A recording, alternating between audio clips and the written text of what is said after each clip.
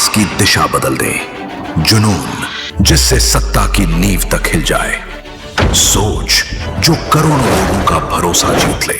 अब बदलने जा रहा है क्रांति का चेहरा, नया रूप, नया तेवर, नया जुनून।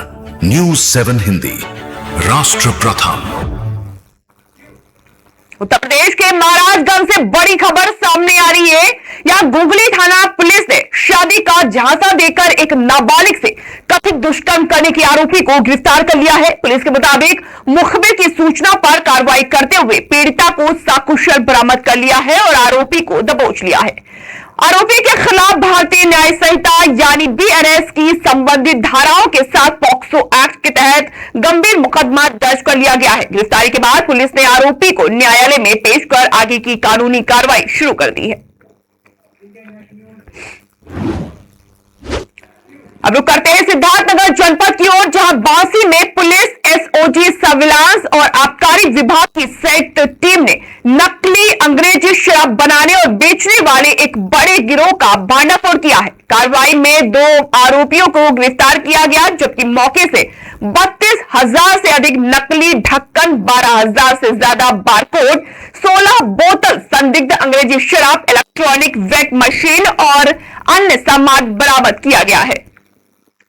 देखिए, आप सबको अवगत कराना है कि कल 5 अगस्त 2026 को थाना क्षेत्र बांसी में निरीक्षक थाना बांसी मृत्युंजय पाठक, हमारी एसओजी सर्विलांस की टीम, उनके प्रभारी चंद्रकांत पांडे और आबकारी विभाग के अधिकारियों के नेतृत्व में थाना बांसी क्षेत्र में चेकिंग के दौरान और जरिए मुखबिर सूचना प्राप्त हुई थी, जिसके क्रम में एक अंग्रेजी शराब का जो बिक्री करने वाला और वो भी एक फर्जी ढंग से उसको मिश्रित करके पुरानी बोतलों में फर्जी और नकली ढक्कन और स्टिकर और बारकोड लगा के कई दुकानों में सेल्समैन के माध्यम से एक गिरोह चल रहा था, जिसका भंडाफोड़ किया गया है।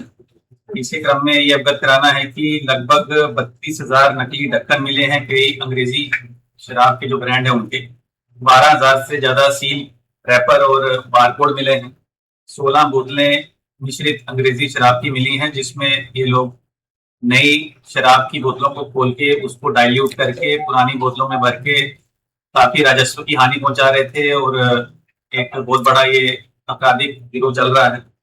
इनके पास जो मुख्य अभियुक्त है, जिसका नाम है बलराम जायसवाल, पुत्र स्वर्गीय ओम प्रकाश जायसवाल, निवासी है देवियापुर, नरकटा, थाना बांसी, जनपद सिद्धार्थनगर, और इन्होंने अपना जुर्म भी कबूला है और इनकी निशानदेही पे सारी बरामदगी हुई है। इनके द्वारा बताया गया जो स्थान था जहाँ पे ये किराए के एक मकान में रहते थे, सुभाष नगर थाना क्षेत्र बांसी में, वहीं से ये सारी नकली ढक्कन, नकली सील, रैपर, अंग्रेजी शराब की पुरानी बोतलें जिनमें मिश्रित शराब पाई गई है, जिसको आगे फोरेंसिक साइंस लेबोरेटरी में भेजा जाएगा पुष्टि के लिए।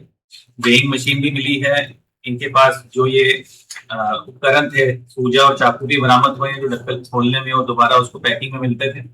उसके अलावा मोटरसाइकिल भी एक इनके पास बरामदगी हुई है। इसके क्रम में अभी विवेचना थाना बांसी द्वारा की जा रही मुकदमा अपराध संख्या 146/2026 बीएनएस की और आबकारी अधिनियम की रेलिवेंट सेक्शंस में पंजीकृत कराया गया है।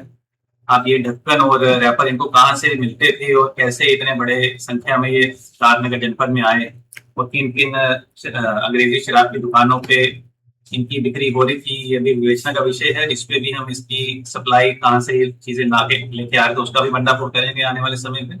और जो दुकानों में जहां सेल्समैन इनके साथ मिले हुए थे और नकली या जिसको कहते हैं मिश्रित डाइल्यूटेड शराब ये लोग बेच रहे हैं और सरकार को एक हानि भी पहुंचा रहे हैं, लोगों के स्वास्थ्य के साथ भी खिलवाड़ हो सकता था, उसको पुलिस द्वारा और आबकारी विभाग द्वारा बड़ा सक्रियता से रोका गया है।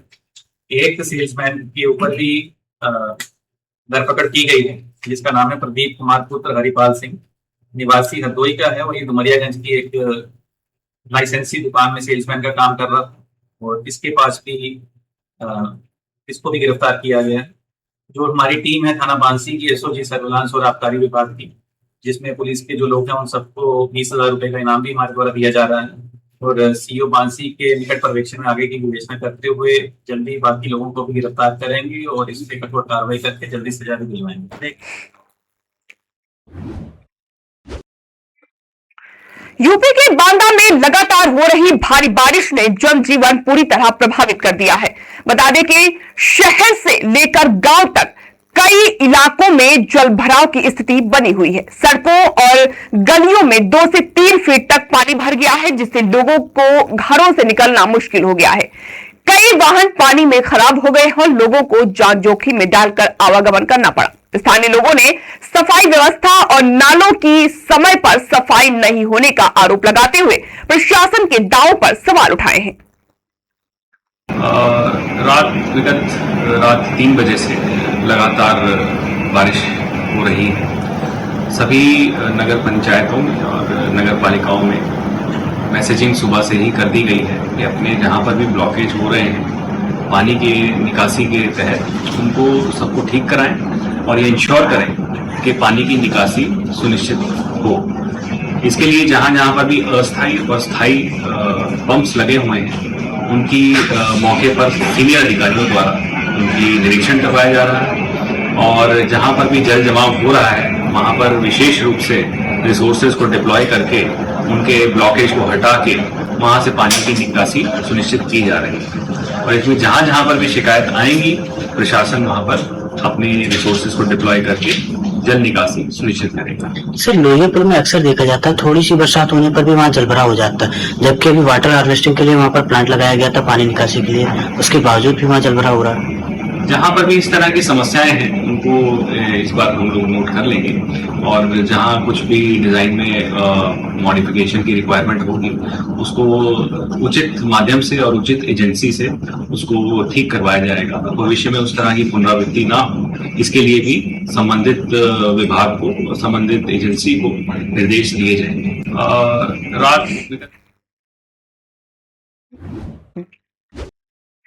रायबरेली में लगातार हो रही बारिश के बीच करोड़ों रुपए की लागत से बनी जेल रोड धंस गई है, जिससे निर्माण कार्य की गुणवत्ता पर गंभीर सवाल खड़े हो गए। कुछ महीने पहले ही सदर विधायक अदिति सिंह ने इस सड़क का भूमि पूजन किया था, लेकिन पहली ही बारिश में सड़क का एक हिस्सा धंसने से स्थानीय लोगों में भारी नाराजगी है। लोगों का आरोप है कि निर्माण में लापरवाही और घटिया सामग्री का इस्तेमाल किया गया, जिससे सरकारी धन का दुरुपयोग हुआ है। ये अभी मुझे भी संज्ञान में आया है, सोशल मीडिया के माध्यम से मैंने भी देखा है कि जेल रोड पे एक बहुत बड़ा गड्ढा हो गया है, रोड धंस गई है, जबकि अभी 1 महीने भी नहीं हुआ इस सड़क को बने हुए। और जिस तरह से ठेकेदार द्वारा काम किया गया है, मानक विहीन काम किया गया है। अगर इसको कायदे से काम किया गया होता तो ये सड़क इस तरह से न धंसती। इस पे जो है बिल्कुल लापरवाही बरती गई है।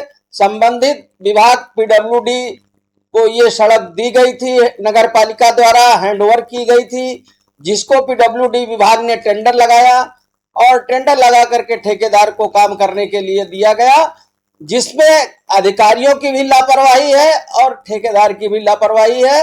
नगर पालिका परिषद क्षेत्र के अंतर्गत ये रोड आती है, जिससे हजारों और लाखों लोग इससे निकलते हैं, भारी वाहन भी निकलते हैं। इसको देखते हुए इस रोड को बनाना चाहिए था, लेकिन इसमें बहुत ही लापरवाही की गई है, इसलिए ये सड़क धंस गई है। क्या बताएं भैया, अब इस समय चल रहा है ऐसे ही। इतने समय से तो ये खराब थी, किसी तरीके बनी, तो अब बारिश के पेट चढ़ गई है। कितने दिन हुए भैया बने हुए इसको? बने हुए तो हो गया महीना 1.5 महीना के करीब तो हो गया, और ज्यादा ही हो गया होगा बने हुए। अब एग्जैक्ट तो नहीं बताया जा सकता। हो गया क्या, ये भी अधिकारियों की लापरवाही है इसकी? हाँ, लापरवाही तो है ही। अब थोड़ा तो इसको ध्यान देना चाहिए था कि इस प्रकार से बनाते कि अब जो रात बिरात कोई जाएगा तो उसमें गिर जाएगा। समस्या तो है ही है। साइट पे जो है काम लगातार करीब 3-4 महीने से चल रहा था और मिट्टी काम मेरे द्वारा नहीं कराया गया है। सिर्फ हम लोग गिट्टी का ही काम किए हैं और इसमें पूर्ण तरीके से गुणवत्ता और मानक के अनुसार काम कराया गया है। सभी अधिकारियों के कार्यकाल में ही काम कराया गया है और पूरी तरीके से जांच करके ही काम हुआ है। और ये सिर्फ पाइपलाइन की वजह से और गैस लाइन जो पाइप गई है और जल निगम की पाइप के द्वारा अभी भी लगातार सीपेज बना हुआ है रोड में।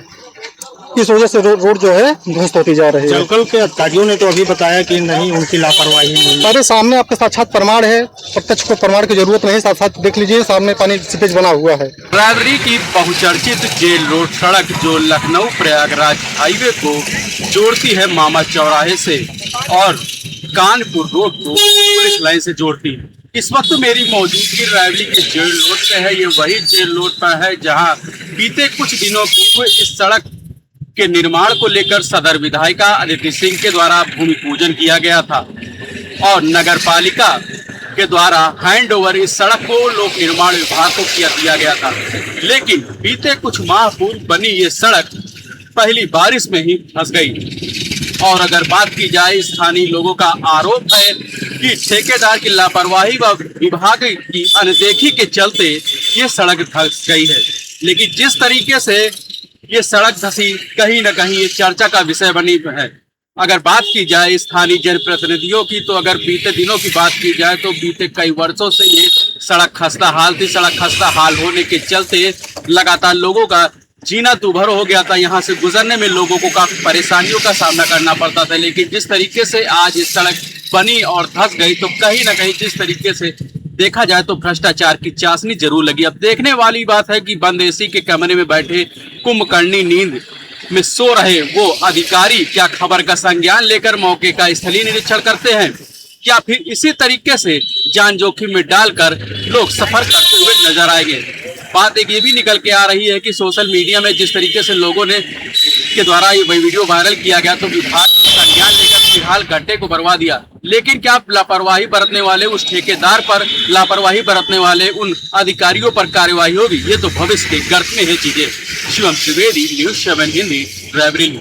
ये अभी जो इतिहास की दिशा बदल दे, जुनून जिससे सत्ता की नींव तक हिल जाए, सोच जो करोड़ों लोगों का भरोसा जीत ले। अब बदलने जा रहा है क्रांति का चेहरा। नया रूप, नया तेवर, नया जुनून। न्यूज़ 7 हिंदी, राष्ट्र प्रथम।